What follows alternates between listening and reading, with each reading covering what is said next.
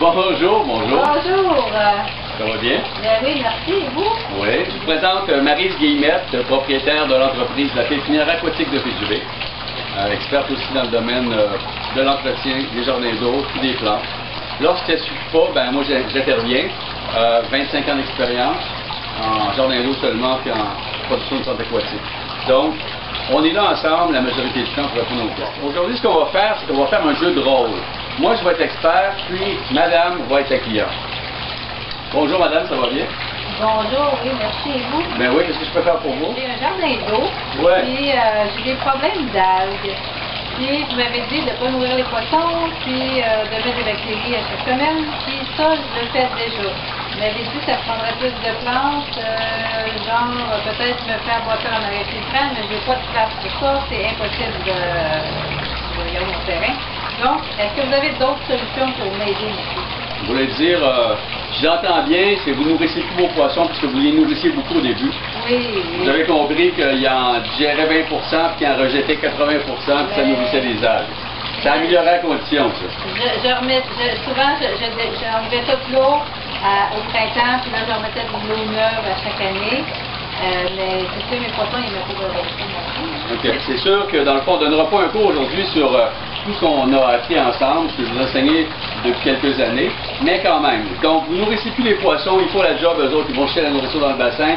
Une coupe de petits grains des pois pour les enfants, mais minimum, rien que pour le plaisir.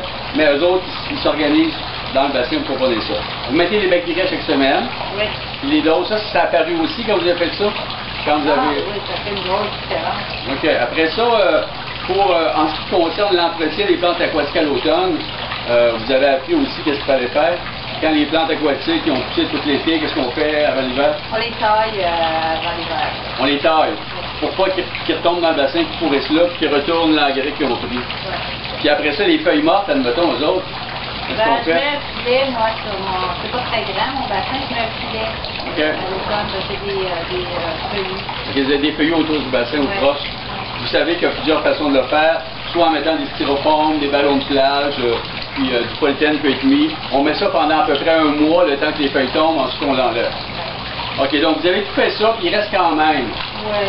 OK, mais il y a quand même, vous êtes en dessous des feuillus, mais la majorité du temps, vous êtes en plein soleil, c'est ça? Les feuillus sont plus, ils vous donnent pas d'ombre, là. Non, pas vraiment. Ils vous donnent surtout des problèmes, puis de la beauté par contre. Ouais. OK. Donc là, le marais filtrant, c'était pas possible. On a vu, il y avait un cap rocheux chez vous, c'était pas possible de creuser. Donc, on va quand même parler du principe du marais filtrant, puis je vais vous montrer la solution. Ça vous convient? Oui. OK. Le marais filtrant en soi, c'est si vous avez des problèmes d'algues filamenteuses ou bien d'eau verte, ce qui arrive à un moment donné, c'est qu'il y a beaucoup d'ingrédients, d'aliments, de nutriments, d'engrais, de phosphore, d'azote qui s'accumulent dans le bassin. Puis même si on a fait le ménage au complet, quand on rajoute de l'eau, il y a des éléments dans l'eau. Puis ces éléments-là, ils viennent aussi nourrir les algues. Si on n'a pas suffisamment de plantes pour retirer ça, ce qui arrive, c'est que les algues, les micro-organismes, commencent à se développer. Parce qu'eux autres, ils ont de la nourriture. Donc, ils commencent à avoir de l'eau verte, des algues filamenteuses. Surtout si on est en plein soleil, surtout si on a une grande tablette large où l'eau passe par-dessus et elle se réchauffe en plus. C'est un ensemble de facteurs. Donc, ce qu'on doit faire normalement, c'est prendre l'eau, la passer à travers un lit de plantes filtrantes. Ces plantes-là, ce qu'ils vont faire, c'est comme hydroponique, comme si on avait finalement des tomates. Ils vont retirer l'engrais du bassin, puis les unicellulaires, les algues filamenteuses, puis l'eau verte, elles vont en avoir moins de nourriture pour se développer. Donc, logiquement, elles vont arrêter de se développer. Puis, vous allez avoir, en contrepartie, à faire l'entretien de votre marais filtrant. Donc, pourquoi nous, on prend ici, vous voyez, c'est du céleri d'eau. Ça, c'est une plante extrêmement filtrante, facile à séparer si on a du céleri d'eau.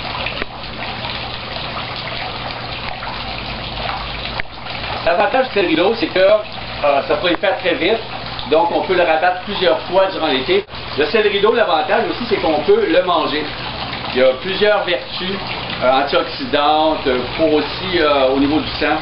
Il y a plusieurs effets, c'est facile de les voir, il y a des données probantes, là. C'est pas des forums sur Internet, là, c'est des études qui ont été faites. Donc moi j'en mange constamment.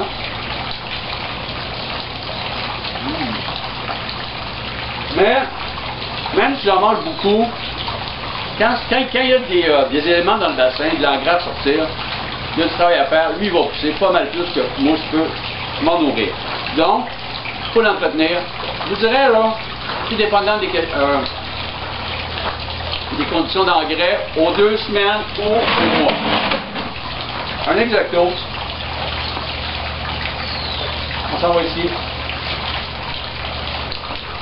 On coupe simplement tout ce qui dépasse. En passant, c'est bon pour nous. On peut l'utiliser.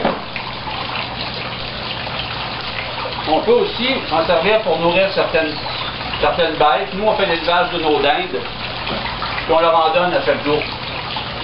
Ils aiment vraiment ça, là. Donc, vous voyez, c'est pas très difficile de faire l'entretien du marais. Dans ce cas-ci, imaginez que votre bassin d'eau, c'est ici où est-ce que j'ai les pieds. Ça, c'est suspendu. Là, c'est pas esthétique, là. On s'entend, c'est un bac en plastique noir. Donc, c'est pour faire des démonstrations, puis des cours, puis de la formation. Donc, c'est plus facile pour nous comme ça.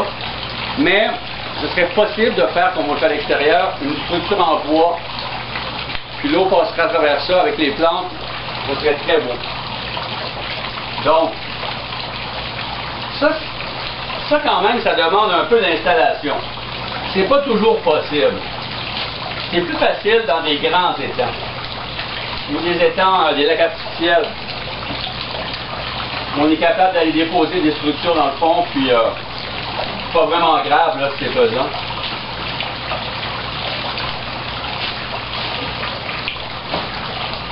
Donc vous voyez, ça pousse de manière assez exponentielle. Plus il en pousse, plus il en pousse.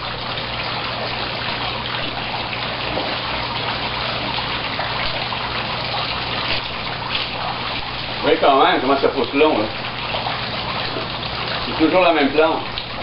Celui-là n'avait pas été taillé la dernière fois, justement pour montrer comment il descendait sous le bord. Exactement. Donc, lui, on ne l'a pas taillé depuis à peu près peut-être un mois, un petit peu plus. Ici en avant, remarquez qu'il n'y a pas vraiment un gros débit d'eau.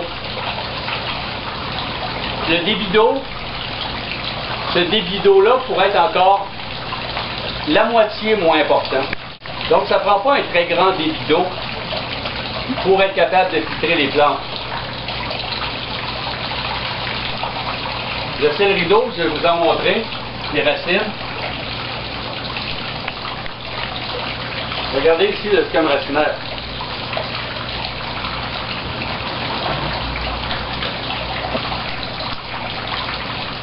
Donc, c'est à travers ça que l'eau passe, puis ramasse les matières fines en suspension, ça sert de filtre mécanique. Puis en plus, elle ramasse les sédiments. Regardez ce qu'elle a ramassé là, depuis peut-être 2 mois que ça tourne. Là. Ça, c'est de la terre qui n'existait pas dans mon marais. Là. Donc, c'est vraiment de la bonne terre. Si on veut s'en servir pour faire de la microculture ou peu importe, c'est une terre qui est oxygénée, elle sent vraiment bonne. Donc, c'est vraiment intéressant comme principe en partant.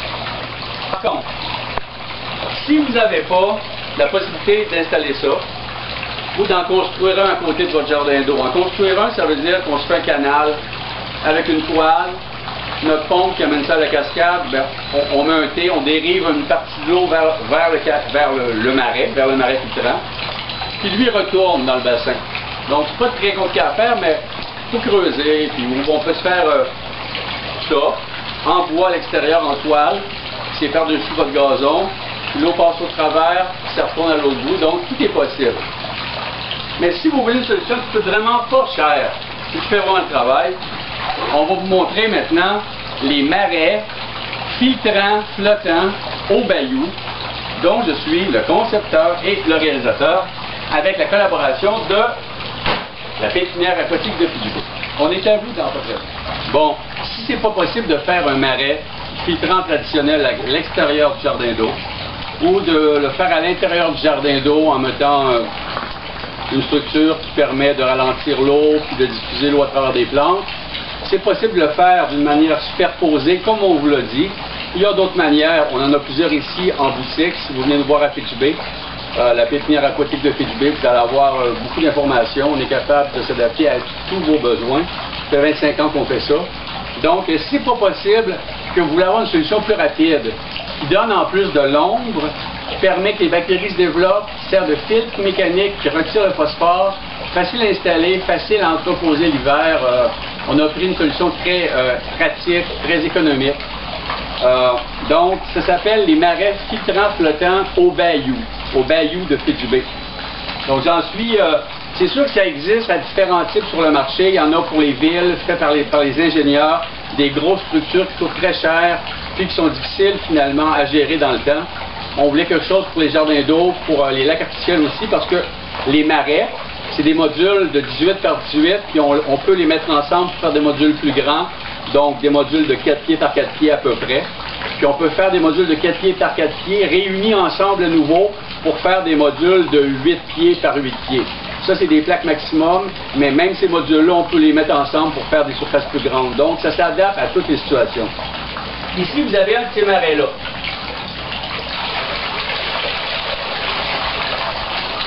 Vous voyez, lui, on a planté le céleri d'eau dedans il y a environ 2 semaines.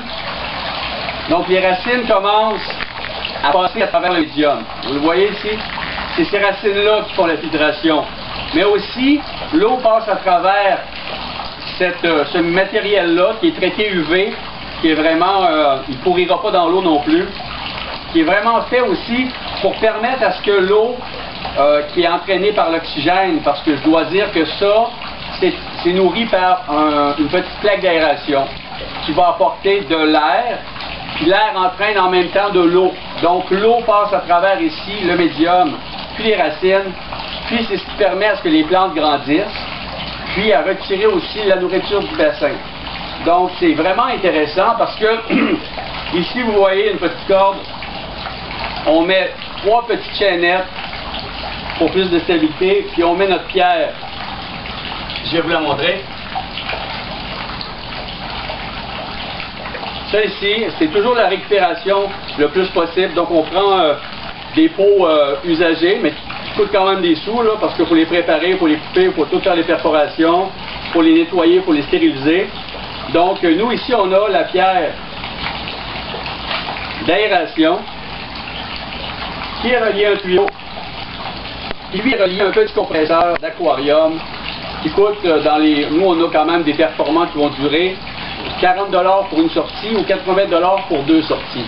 Donc vous pouvez avoir 2 pierres, 2 îlots pour 80 $ de compresseur, ou bien envoyer plus d'air à votre îlot en prenant le compresseur à 2 sorties puis en le réunissant pour envoyer plus de mouvement d'eau. Donc vous avez la possibilité de ça, c'est pas vraiment cher. Donc en plus ici on a un médium filtrant qui permet à ce que les bactéries se développent directement à la sortie d'air où il y a vraiment une possibilité pour que la croissance des bactéries qu'on veut, aérobique, se fasse incroyablement. Les bactéries doublent de population à chaque 10 minutes. Donc ici on a une petite machine, un petit bioréacteur qu'on appelle, qui permet d'avoir le maximum des bactéries. Donc ça c'est ce qui concerne l'aération et le mouvement de l'eau. Vous voyez, il y a des petits trous ici. On attache ça avec des cordes ou des petites chaînettes préajustées pour que ce soit facile pour vous, ou bien selon la profondeur de votre bassin. La petite pierre peut aller jusqu'à, je vous dirais, 30 pouces. À 30 pouces, le petit compresseur, il est fait assez fort pour pousser de l'air, mais vous pouvez l'essayer, 33, 34. Mais à un moment donné, je vous dirais, moi, dépassez pas 30 pouces, puis vous allez avoir un bon travail d'eau, puis ça va bouger. Plus vous mettez votre pierre basse, plus le mouvement va être important, parce que l'air qui monte de votre pierre s'en va un peu en entonnoir. Donc, si vous mettez votre pierre à 2 pouces sous l'eau, l'entonnoir n'est pas très grand. Mais si vous le mettez à 1,5 pied, l'eau monte, ça fait un entonnoir qui est plus grand. Donc, vous allez couvrir l'ensemble de votre marais. Ça risque même d'apporter de l'air à l'extérieur du marais, donc d'avoir un mouvement plus grand. Très économique, très facile à gérer. Donc, ça, c'est ce qui comprend la pile. L'entretien que vous avez à faire avec ça, c'est très simple. C'est la même chose qu'un marais filtrant traditionnel. Dans celui-ci, vous voyez, on a mis de la menthe aquatique qu'on peut utiliser pour faire des tisanes, faire sécher ou faire une dégustation de menthe aquatique en faisant de la maintenance. Moi, je vous dis, c'est assez voilà. Donc, on coupe ça. Je vous dis, ouais, mais on va revoir le marais, on va revoir la structure, mais vous ne la verrez pas longtemps parce que Si vous coupez ça comme faut, ça va faire des nouvelles repousses. Là, il va en avoir partout. Et après un certain temps, je vous dirais à peu près un mois et demi, vous avez vraiment un îlot. Vous voyez là, ça a plus l'air des formes. Ça, c'est des ronds, je vais vous montrer tout à l'heure. Ça a plus l'air d'une forme géométrique là, humaine. La même chose arrive avec ça. C'est important de les tailler pour que ça arrive par contre. Sinon, ça fait des grands fouets par en haut, là, puis ça ne marche pas. Donc, vous voyez, c'est assez facile. Et on le voit davantage.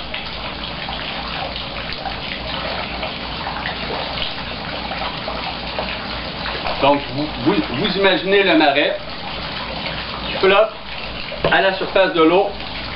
Puis vous avez ici votre pierre qui est en dessous. Puis un petit tuyau qui est à l'extérieur de l'eau. Puis il va un petit compresseur qui lui aussi est à l'extérieur de l'eau. Donc, on va vous en amener un pour vous le montrer. Donc, il n'y a pas d'électricité dans l'eau. Ce petit tuyau-là, vous pouvez être capable de le rouler quand même pendant, je vous dirais, plusieurs dizaines de pieds sûrement. Nous, on l'a essayé jusqu'à 30 pieds, ça fonctionne. Donc, c'est possible d'aller loin, même si on n'a pas de courant directement à côté, ou bien d'avoir un petit panneau solaire. Donc, celui a 2 sorties, celui a une sortie. 80 $, 40 $. On installe ça à l'extérieur, on fait une petite cabane en bois, comme une petite cabane à oiseaux. On met ça là-dedans, ça fait pratiquement pas de bruit. Il y en a un juste à côté de vous. Vous ne l'entendez pas présentement, je vais vous le montrer tout à l'heure. Donc, c'est très agréable comme système. Pour l'entreposage, qu'est-ce qu'on fait avec ça? Une fois que la saison est passée, ben, on retire le tuyau d'après le compresseur, on roule le petit tuyau, puis on amène ça ici. On s'arrange que le petit tuyau n'aille pas dans l'eau. Fait qu'on sort la plaque flottante, on sort l'îlot flottant qui arrive l'automne, on l'amène à l'extérieur, puis on met un pied de feuilles mortes par-dessus. Un pied et demi de feuilles mortes, de feuilles humides, on laisse ça là. Le printemps, quand les Caltha palustris commencent à fleurir, le Caltha palustris,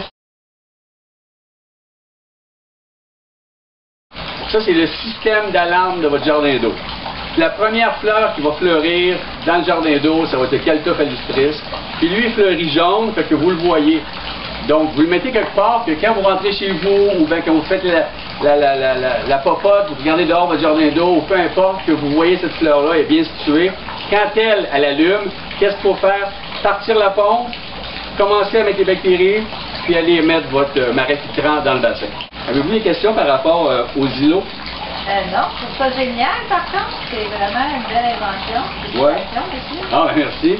Je vous dirais que ça vient pas rien que de moi, c'est clair que ça existe déjà, puis l'idée est là depuis des millénaires. Il y a des entreprises qui ont poussé. Il y avait Aqua Research qui faisait un travail des îlots vraiment plus gros, mais c'était métallique, c'était pour plus des prises d'analyse pour les ingénieurs. Mais donc l'idée existait. Malheureusement, Aqua Research, ils ont fermé boutique, ils font plus de bactéries. Donc tout ça est tombé à l'eau. Donc, quelque part, ben, moi, je prends le flambeau, puis je continue ça à l'échelle, ben, vraiment pas cher non plus, là. Un module complet avec l'aération. Le module de base, ça va coûter 225$, peut-être les plantes mises dedans tout. Puis, si vous voulez upgrader un peu votre système, ça va vous coûter un autre 20$ de plus, là. C'est pas, ça vous cassera pas, finalement, là. Ça va toffer. Donc, c'est fait pour durer. Des îlots filtrants, flottants au bayou. Les marais filtrants, flottants. Bayou, bayou, bayou.